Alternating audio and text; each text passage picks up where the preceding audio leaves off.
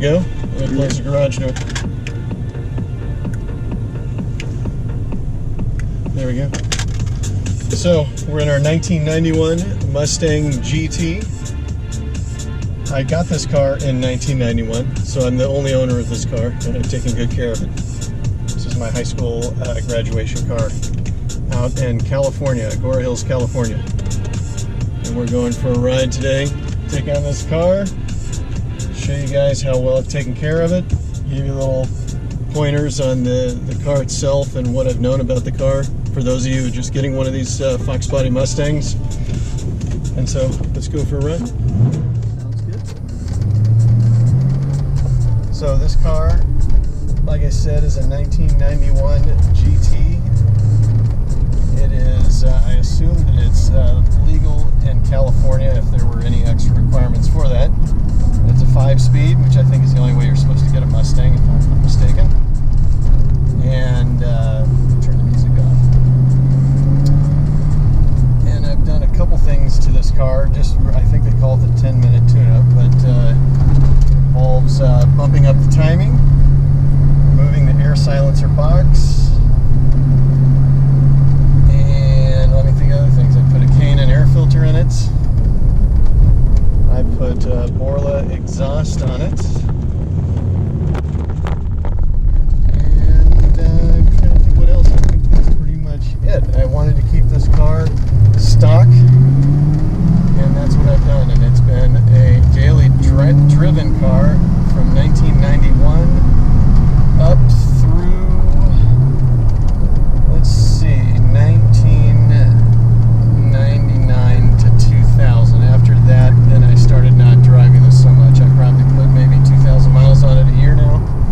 I think the car has about 174,000 miles. I say I think that because I had a speedometer issue and had to replace the speedometer, the console, and so now it requires some math on what I left. Odometer, thank you. The speedometer was the problem, and it affected the odometer when I got the replacement, which was a used part. When I first had this car, I did what I thought you're supposed to do. I put a lowered stereo system in it, and I've since gotten rid of that, and as I've matured, I guess, even though I would do it again. And so now I got this double DIN touchpad with GPS Kenwood unit, and it's been nice.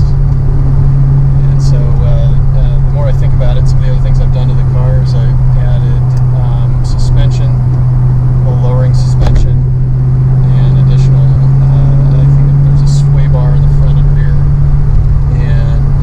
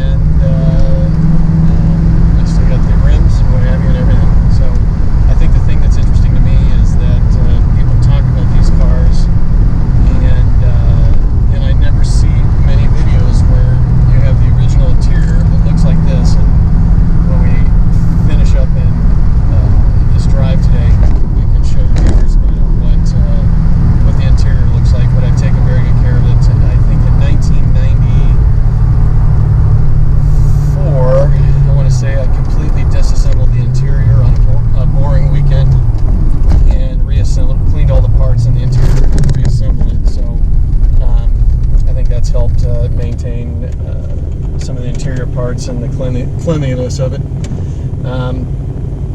I've done some major maintenance to it for longevity, like changing the engine seals and the engine mounts and suspension mounts and things like that.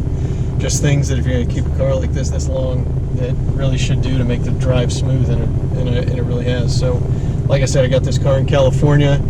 We then moved to Indiana, and so I moved this car to Indiana.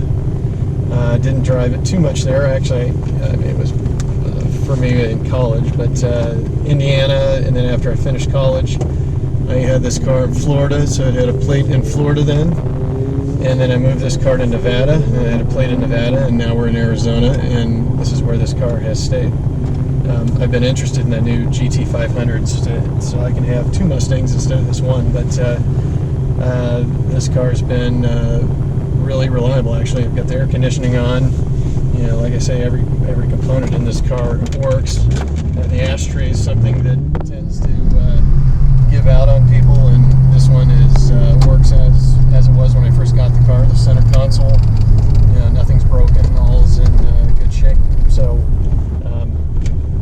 you know, when these cars first came out, I remember seeing this car, knowing how much I wanted it, and I don't know whether I deserved it or not, but I knew I was going to take care of it, and we'd have it for a long time. And this morning we tried to start the car, but I hadn't driven it in a while, so we had to go get a new battery and replace the battery. So Logan got an education on replacing car batteries. That's right. My other cars are M5, Tesla Model S Ludicrous, Tesla Model X, and an Expedition. And this is by far the funnest car to drive. Maybe it's because it's so sentimental that I enjoy it. It's just one of those cars that, especially if you've had it as long as I've had it, you look forward to taking care of it. And it's at this point, I don't see why I would ever sell this car. I'm thinking what else with this car. I've never joined a Mustang club. I always thought of doing that, but you know, I've seen some awesome Foxbody Mustangs out there, you know, where people have done some great things to them, and I don't know if one day maybe I would or not, you know, because I think part of the attractiveness to this car to me is that it's completely, I mean, I've done some things to it, but for the most part it's a stock Mustang, and it drives very reliable. I'd hate to mess with it mechanically too much. I suppose if I ever created the engine, maybe I would, but I don't know why not. You know, the door interiors, everything's in good shape. But I mean, that's the Mustang for you. I think if people are saying they've had problems with these, I don't know what that would be. I never did. You know, you know, it is what it is. It's got drum brakes, I believe, and disc in the front, and you know, you take it for what it is compared to the new cars nowadays. But you know, putting the new stereo in it, I've got Bluetooth in the car. I mean, it's like having any other regular car itself. So I've driven this car as fast as it can go. If I recall, I got it up to 130, a little over 135 miles an hour back in Indiana, and I don't think I would ever do that again to this car. I did street race it a lot in the San Fernando Valley.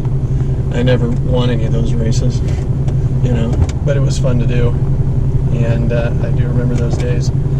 I had some buddies in the neighborhood I grew up. One is Tom Nelson Racing. Some people may know him.